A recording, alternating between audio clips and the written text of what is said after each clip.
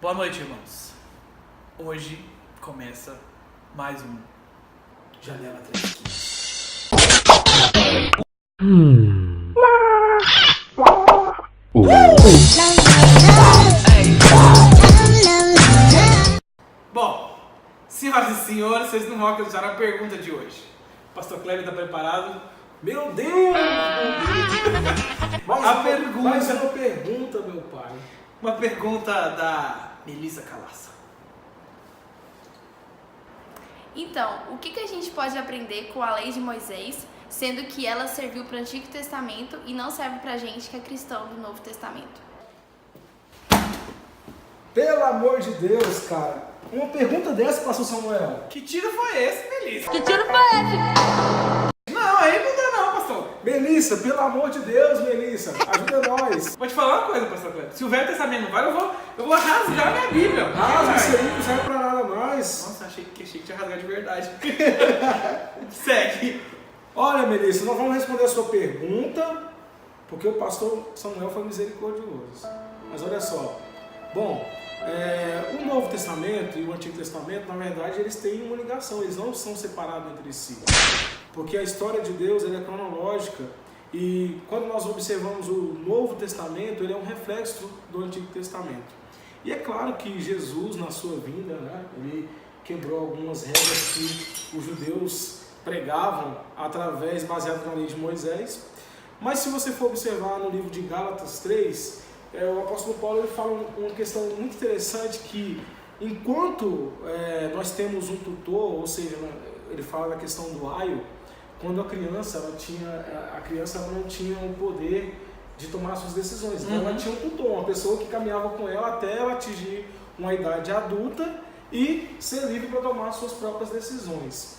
Teoricamente, isso é uma analogia, uma alegoria que a Bíblia fala através do Novo Testamento do Espírito Santo, que as leis foram, não é que as leis foram extintas, mas as leis foram repensadas. Se você for analisar o texto de Êxodo 20, você vai observar que os 10 mandamentos, por exemplo, não adulterarás. Jesus, no Novo Testamento, ele faz uma citação dizendo que simplesmente você olhar para uma mulher do seu próximo e cobiçá-la, você já está adulterando. Ele deixa o negócio mais pesado ainda. O negócio fica pano com Jesus. Aí que vira mandamento. É verdade. Então, o que acontece? A lei de Deus, ou a lei de Moisés, como você queira dizer, ela é um princípio que vigora. O Antigo Testamento, muitas pessoas dizem que ele já morreu, mas na verdade ele não morreu.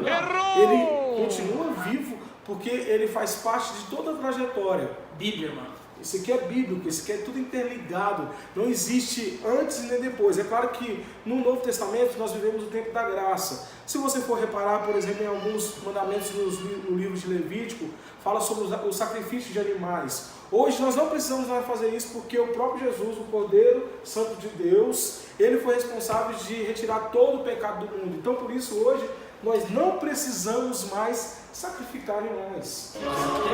Já tem sacrifício, mas o sacrifício ele existiu, ele não foi anulado. Jesus, ele foi a referência própria que ele veio para cumprir a lei e não desfazer da lei.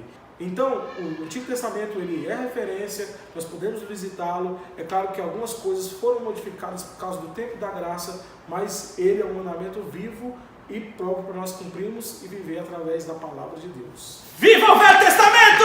Viva o Velho Testamento! Mas olha só, meu amigo, não vai virar judeu não, hein? Calma lá. Calma lá, hein? Não vire judeu não. Bom, assim a gente encerra o nosso Janela 315. Abra sua mente, abra sua janela e fala Abra sua Calma. Lembrando que o Velho Testamento está incluso na Bíblia, hein?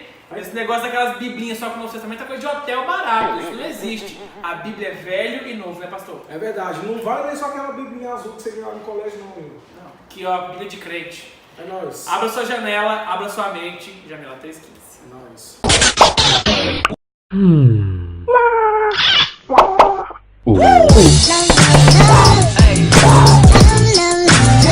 E aí galera, estou aqui no finalzinho do vídeo, estou até sozinho só para te dar um recado.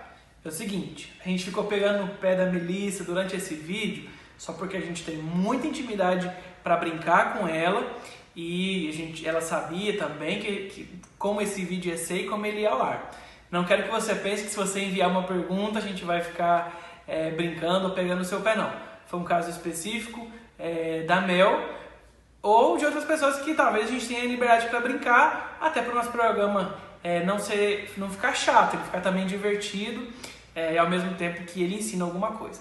Então, se você tem uma pergunta, pode mandar pra gente, toda pergunta é bem-vinda, inclusive a que a Melissa fez, é excelente, muita gente tem essa mesma dúvida que ela. Então, obrigado, Melissa, pela sua pergunta e manda a sua pergunta pro Janela 315.